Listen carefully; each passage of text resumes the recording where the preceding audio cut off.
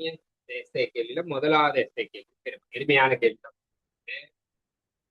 மாணவன் ஒருவன் தன்னிடமுள்ள படம் ஒன்றை கணனி வருடி மூலம் வருடல் செய்து கணினி திரைக்கு எடுத்து அதன் மீது 1 சென்டிமீட்டர் பக்க நீளம் கொண்ட சதுர கட்ட உருவை வரைந்தான்.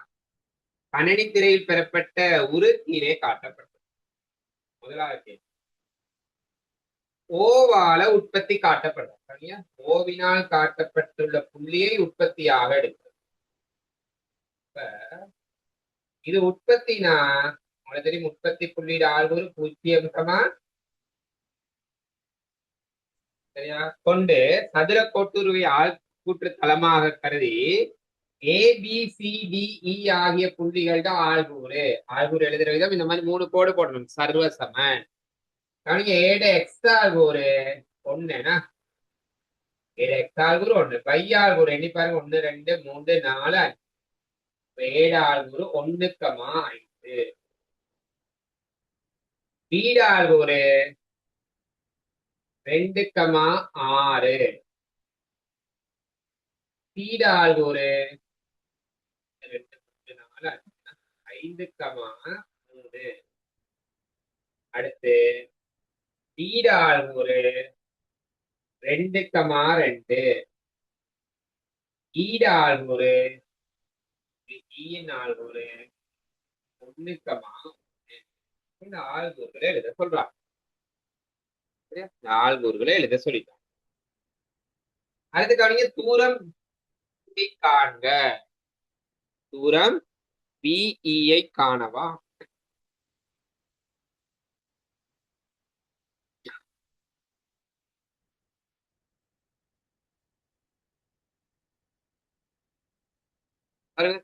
எப்படி தூரம் BE காண போறோம்னு சொல்லி சமன்பாட்டையும் காணலாம், அல்லது இந்த படத்துல இருந்து நேரடியாகவும் BE சொல்லலாம். இதான BE. அப்ப நான் நேரடியா சொல்றேன், இது 1 2 3 4 5. அப்ப தூரம் BE 5 அலகு. இப்படி போடாம 5 சென்டிமீட்டர்னு போடணும். ஏன் சொல்றேன்னா, ஒரு அலகு 1 சென்டிமீட்டர்னு சொல்லிட்டாங்க தானே. 5 அலகு 5 சென்டிமீட்டர்னு போடணும். அடுத்த கேள்வி பாருங்க. நேர்கோடுகள் AE BD என்பவற்றின் படித்திறன்களை காண்க. AE படித்திறன் காண்க. MA. எனக்கு ஏட ஆள்கூறு இங்க தெரியும், அதே மாதிரி ஈயின் ஆள்கூறும் தெரியும். அதை வச்சுதான் படித்திறன் காண போறேன். y ஆள்கூறுகளின் வித்தியாசத்தின் கீழ் x ஆள்கூறுகளின்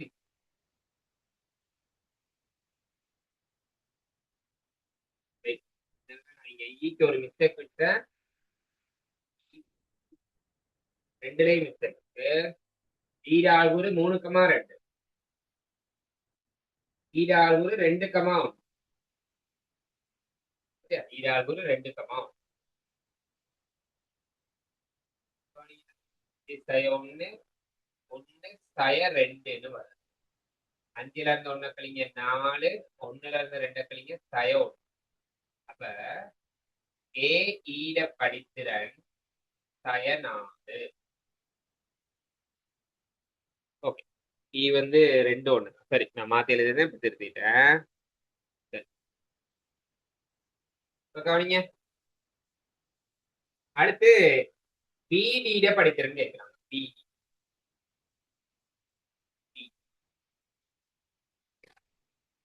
பீட ஆள்கூரையும் டீட ஆள்கூரையும் எடுப்போம். 6 2. அடுத்து 2 3. கனியா 6ல இருந்து 2 கழிங்க 4, 2ல இருந்து 1 கழிங்க 2ல இருந்து 3 கழிங்க 1. அவ BD படித்திறன் 4. BD படித்திறன் 4. அடுத்து கேக்குறாங்க, இந்த 2 நேர்கோடு பற்றி யாது கூறலாம் சொல்லுங்க. 2 படித்திறனும் சமனா இருந்தா அந்த 2 நேர்கோடும் எப்படிப்பட்ட நேர்கோடாக இருக்கும்? 2 நேர்கோடுகளோட படித்திறன் சமனா இருந்தா 2 நேர்கோடும் எப்படிப்பட்ட நேர்கோடு? சமாந்தரம். என்ன யாது கூறலாம்னா சமாந்தரம். காரணம் என்னன்னா, 2 படித்திறன் சமன். 2 படித்திறன் சமன். அவங்க அஞ்சாவது கேள்வி கேட்கிறாங்க. அஞ்சாவது கேள்வி, தூரம் பிசியை காண்க. தூரம் பிசிய காணலாம். இதான் பிசி அல்லது இப்படி பீடால் குறை சீடால் குறை வச்சுட்டு பிசிய காணுங்க. பிசி சமன் வர்க்கமூலம் சமன்பாடு x2 - x1 முழுவதின் வர்க்கம் சக y2 - y1 முழுவதின் வர்க்கம். பிசிய இதான் x2 எடுக்கும். 6 சயம்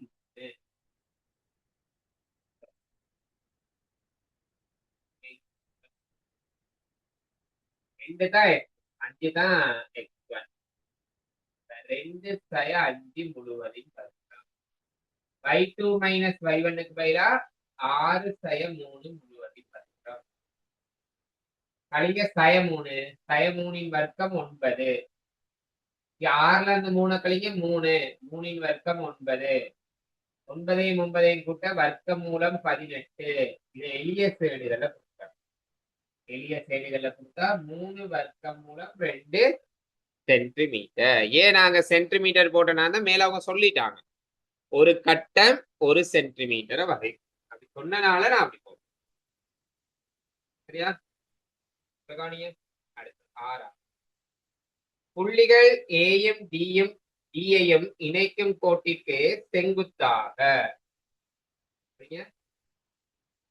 ஏயையும் டியையும் இணைக்கிற கோடு. சரியா? இதனை ஏயையும் டியையும் இணைக்கிற கோடு.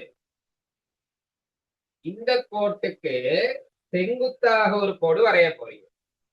அப்படி வரையப்பட்ட அந்த கோடு புள்ளி பி கூடாக செல்லணும். இந்த சிவப்பு கலர்ல வரைஞ்சிருக்கு பாருங்க, புள்ளி பி கூடாக செல்லும். அதுல சமன்பாடு என்ன? அதன கேள்வி. அதுல சமன்பாடு என்ன? இந்த சிவப்பு கலர் நேர்கோட்டோட சமன்பாடு. ஒரு நேர்கோட்டோட சமன்பாடு கேட்டுட்டாங்களா இருந்தா அந்த நேர்கோட்டோட படித்திறன் காணுங்க, வெட்டு துண்டு காணுங்க. படித்திறன் காணுங்க, வெட்டு துண்டு காணுங்க. கண்டா சமன்பாடு எழுதிடலாம். அப்ப கவனிங்க, எங்களுக்கு தெரியும் MAD. அதையும் அதுக்கு செங்குத்தான நேர்கோடு அதை படித்திறன் தெரியும். அதை என்ன போட்ட பெருக்குனா சய 1 வரணும் தானே.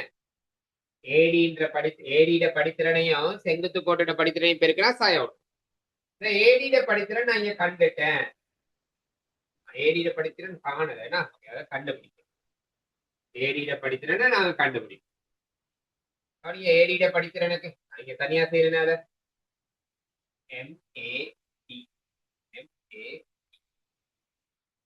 கையாள்கூறுகள வித்தியாசம் 5 சய 2. எக்ஸாகூறுட வித்தியாசம் 1 சயம். 5ல இருந்து 2 கழிங்க 3. 1ல இருந்து 3 கழிங்க சய 2. அப்ப ஏடியிட படித்திறன் போட்டுக்கொள்றேன். சய 3 சய 3/2. அதையும் அதுக்கு செங்குத்து கோட்டோட படித்திறனை பெருக்குனா சய 1 தானே வரணும். அப்ப இதுல இருந்து செங்குத்து நேர்கோட்டோட படித்திறன் சொல்லிடலாம் நீங்க. சரியா? 2/3.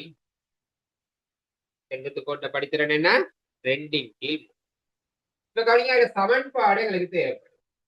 பாருங்க, இப்படி சமன்பாடு எடுக்க போறேன்னு சொல்லி y சமன் mx. இதன் ஒரு நேர்கோட்டோட பொதுவான சமன்பாடு. இப்ப நான் அந்த நேர்கோட்டோட அந்த சிவப்பு கலர் நேர்கோட்டோட படித்திறன் கண்டுபிடிச்சிட்டேன். 2/3. அப்ப எம்முக்கு பதிலா 2/3 போடும்.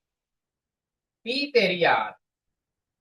சி தெரியாதுன்னா அப்ப நான் சிய கண்டுபிடிக்கிறேன்.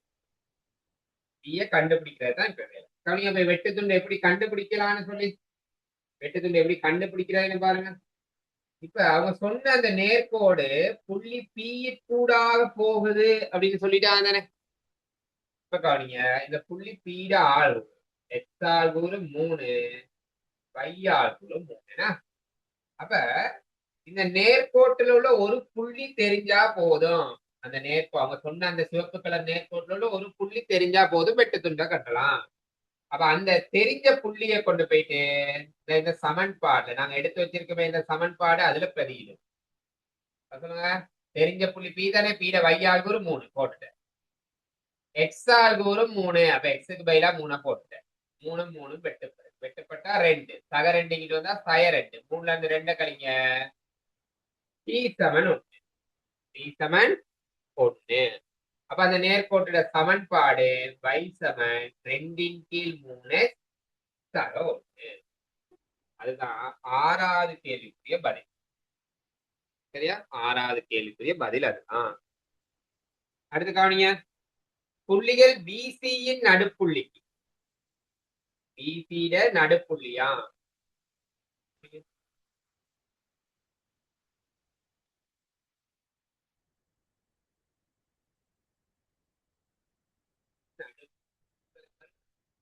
நடுப்புள்ளியில ஆள்கூறு வராது. நான் உங்களுக்கு தெரியும் பீட ஆள்கூறு 2,6 பீட ஆள்கூறு 5,3 அப்ப இத நடுப்புள்ளியிட ஆள்கூறு 3,5,4. சரியா? அப்ப பிசியின் நடுப்புள்ளிக்கு பியிலிருந்து செல்ல வேண்டிய நிலைக்குத்து மற்றும் கிடைத்தூரம் பியிலிருந்து செல்ல வேண்டிய நிலைக்குத்து மற்றும் கிடைத்தூரம் கவனிங்க. பீட பீட ஆள்கூறு இங்கிட்டு 3 இங்கிட்டு. கேள்வி என்னன்னா இந்த நடுப்புள்ளிக்கு பியிலிருந்து செல்ல வேண்டிய கிடைத்தூரம் கவனிங்க. கிடைத்தூரம் காணுவோம். உங்களுக்கு தெரியும் இந்த இடம் வரையும் 3ன்னு வந்து பீட இந்த ஆள்கூறு 3,5 தானே. கிடைத்தூரம் 0,5. அதே மாதிரி வையாள்கூறு பாருங்க. நடுப்புள்ளிட வையாள்கூறு 4,5 தானே. அப்ப நிலைக்குத்து தூரம்னா இந்த வித்தியாசம் 3க்கும் 4,5க்கும் இடையில உள்ள வித்தியாசம் அது 1,5. செல்ல வேண்டிய கிடை தூரம் 0,5 நிலைக்குத்து தூரம் 1,5. நிலைக்குத்து தூரம் 1,5. இன்னொரு கேள்வி பார்ப்போம்.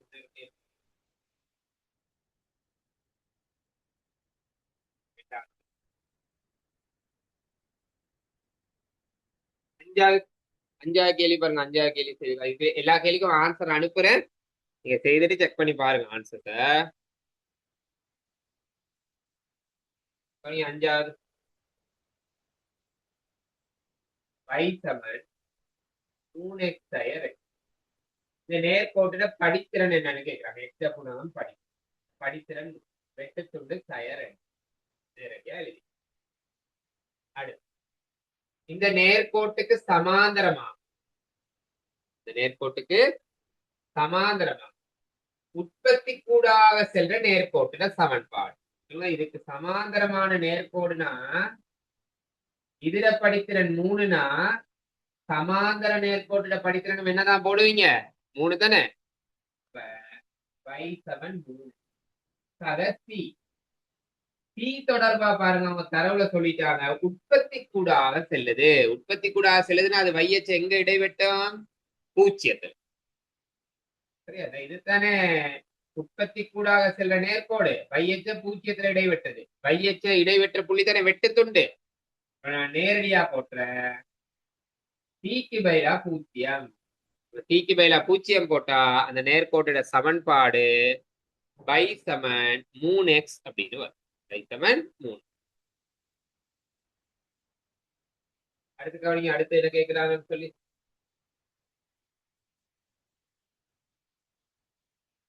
y சமன் 2x சக 4 எனும் நேர்கோடு.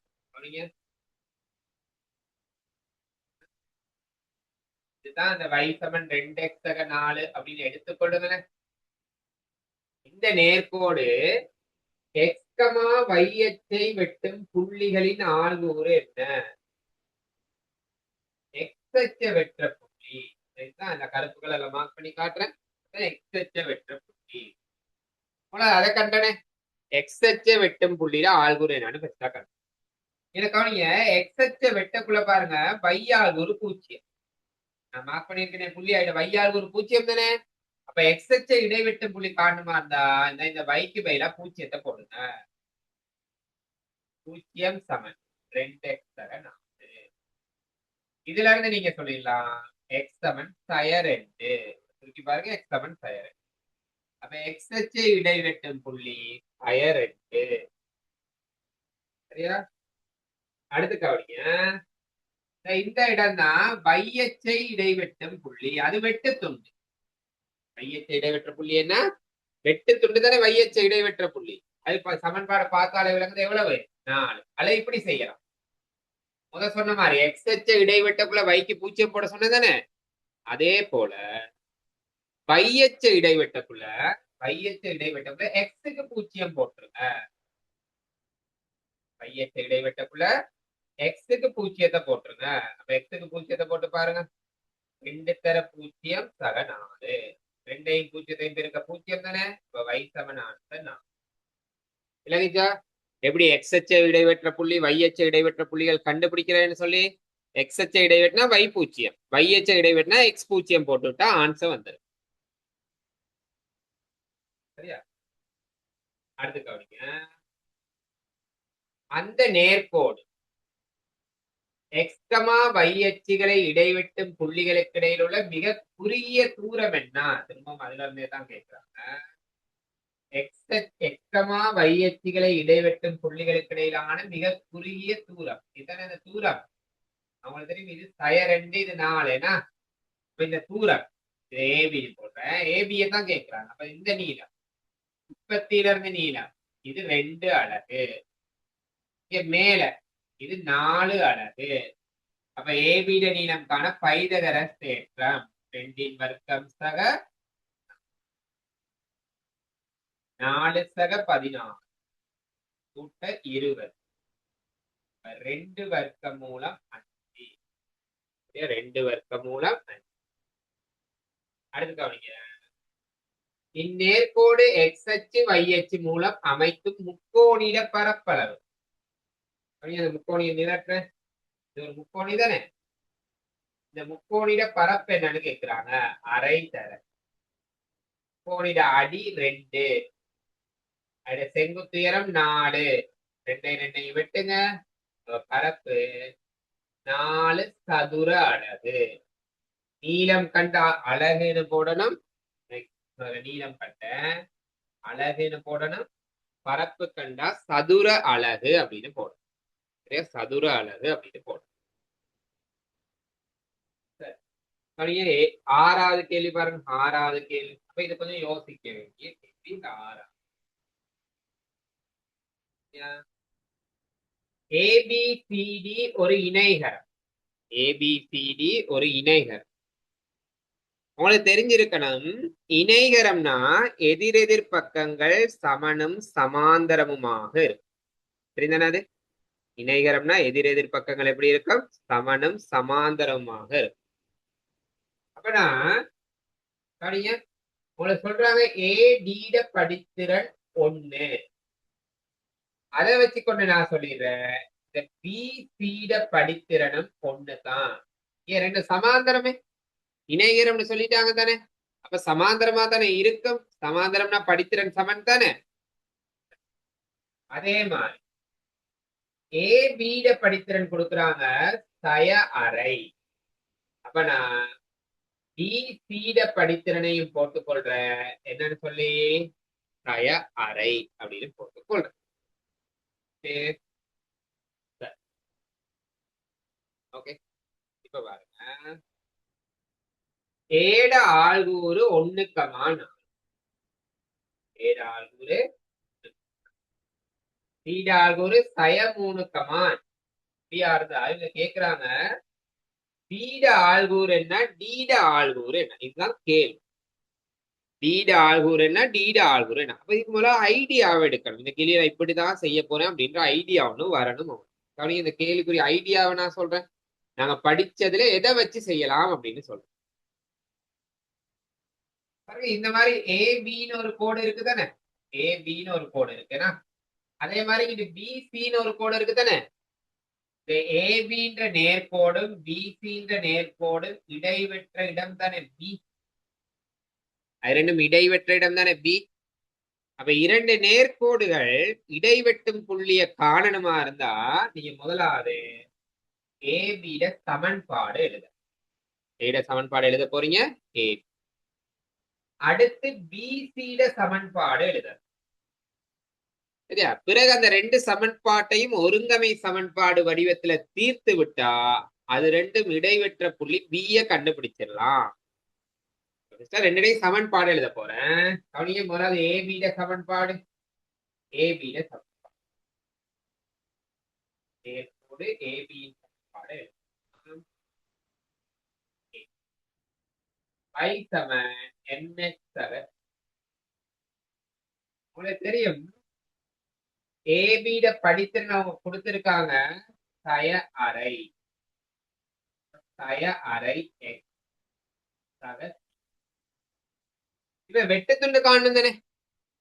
வெட்டுத்துண்டு காண்றதுக்கு இந்த ஏபின்ற நேர்கோடு போற ஒரு புள்ளி, அதாவது புள்ளி ஏ தெரியும் தானே. எது புள்ளி ஏ? 1,4. அதை கூடாது பிரதி. வைக்கு பதிலா 4, எக்ஸுக்கு பதிலா 1. இத சுருக்குங்க.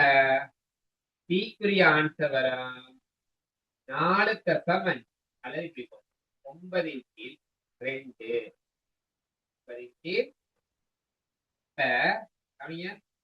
ஏபிட சமன்பாடு y சமன் சய அரை x சக 9/2. இதுதான் ஏபிட சமன்பாடு. அதே போல நான் பிசிட சமன்பாட்டையும் எழுத போறேன். அதே போல பிசிட சமன்பாடும் எழுத பாருங்க. y சமன் பிசிட படித்திறன் 1 தானே. பிசிட படித்திறன் 1. 1 தர x சிய காண. சிய காணதுக்கு இந்த பிசின்ற நேர்கோடு போற ஒரு புள்ளி சி தானே. அந்த சி தெரியும் தானே. அப்ப சீட ஆளுங்களை தெரியுது. வைக்கு பதிலா 5, 1 தர எக்ஸுக்கு பதிலா சய 3, சிக்கு பதிலா ஆன்சர் வருது 8. சிக்கு பதிலா 8. அப்ப பிசிட சமன்பாடு y சமன் x சக 8 படித்திறன் 1 வெட்டுத்துண்டு 8. எனக்கு 2 சமன்பாடு தெரியும். 2 சமன்பாடு தெரியும். அது ரெண்டையும் நீங்க எழுதுவோம். எழுதிட்டு என்ன செய்யணும்ன்றத பார்ப்போம். ஏபிட சமன்பாடு கண்டுபிடி. y சமன் -அரை x சக 9/2 ஏபிட. அடுத்து பிசிட சமன்பாடு y சமன் x சக 8. இப்ப இது ரெண்டும் இடைவெட்டும் புள்ளிட ஆள்கூற காண போறீங்க. இது ரெண்டும் இடைவெட்டும் புள்ளி. அதை எப்படி காண்றேன்னா, இப்ப இது ரெண்டையும் ஒருங்கமை சமன்பாடு வடிவத்துல எடுத்து தீர்க்கணும். அப்ப கவனிங்க, இங்கேயும் வை இங்கேயும் வை. அப்ப 2 வையை சமப்படுத்தி விடுற. சமப்படுத்தி விட்டா -அரை x சக 9/2 சமன் x சக 8. சரியா? இந்த -அரை x கடந்து போனா +அரை x சக 8 இங்கிட்டு வந்துட்டா அது சய 8.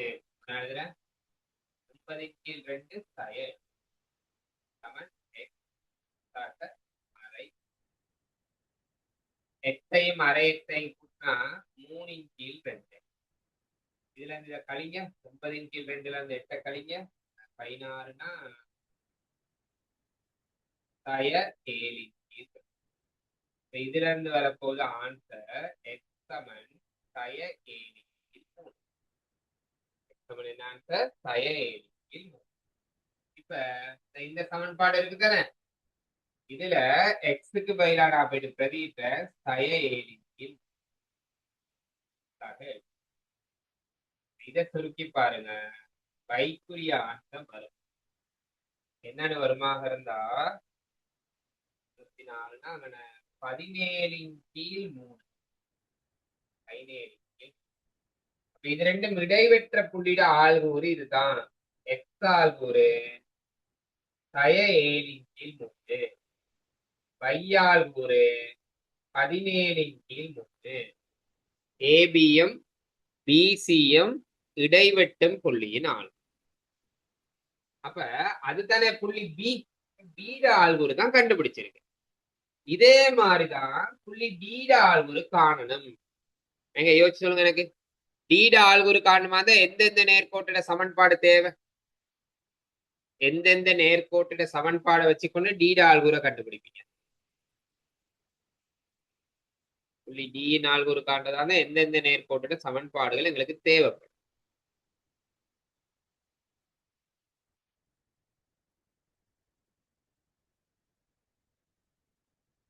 டியோட சம்பந்தப்பட்டது பாருங்க, ஏடி, ஏடி அது ஒரு நேர்கோடு.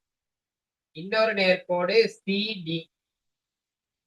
அப்ப ஏடிட சமன்பாடை ஃபர்ஸ்டா கண்டுபிடிக்கணும். அதுக்கப்புறம் சிடிட சமன்பாட்டை கண்டுபிடிக்கணும். பிறகு அது ரெண்டும் இடைவெட்டு புள்ளினா அந்த ரெண்டு சமன்பாடுகளையும் தீர்த்து விட்டீங்களாக இருந்தா அது ரெண்டும் இடைவெட்டும் புள்ளியான புள்ளி டீட ஆள்குறு கிடைச்சு. சரியா? இதே பேட்டர்ன்ல செஞ்சுட்டு போ. இது கொஞ்சம் யோசிக்க வேண்டிய கேள்வி, நிறைய ஸ்டெப்ஸ் எல்லாம். அப்ப இதை இன்னும் கொஞ்சம் மெத்தே கேள்விகள் இருக்கு. இதுக்குரிய நான் ஆன்சர்ஸை நான் அனுப்பி விட்டுறேன். நீங்க ஒருக்கா அதை செய்து பாருங்க. சரியா? நீங்க செய்து பாருங்க. செய்து பார்த்த பிறகுதான் பிறகு ஆன்சரை பார்க்கணும். எல்லா கேள்வியும் செய்து பாருங்க. நீங்க முதல்ல ஐடியா எடுக்கணும். சரி, நீங்க ஐடியா எடுத்தாதான் கேள்வி செய்யக்கூடிய மாதிரி இருக்கு. ஆன்சர் பிறகு செக் பண்ணி பார்த்துக்கணும். நீங்க செஞ்ச பிறகு சரிப்பில பாக்குறதுக்கு ஆன்சரை பாருங்க. அதாவது ஐடியா எப்படி வரும் அப்படின்றத யோசிச்சு பாருங்க. அதுக்காக பெருசா எம்சிக்யூ கேள்வி எல்லாம் செய்து அதுல உள்ள ஐடியாவை பிடிச்சுக்கொள்ளுங்க. அதுக்கப்புறம் எஸ்ஏ ஸ்டார்ட்ல இருந்து செஞ்சுடுவாங்க. ஸ்டார்ட்ல கொஞ்சம் லேசான கேள்வி இருக்கு, அப்புறம் தான் கொஞ்சம் கொஞ்சம் கஷ்டமான கேள்விகள் வரும். நேர்கோடுகள் இந்த விஷயங்கள் தான் இருக்கு. பாஸ் பேப்பர் கேள்விகள் எல்லாம் செய்து பாருங்க. சரியா? இன்னொரு விஷயம் இருக்கு, வளைகள். வளைகள் உங்களுக்கு அடுத்த செக்ஷனாக அடுத்த கிளாஸ்ல அதை செய்து விடும். ஓகே, பாய், குட் நைட்.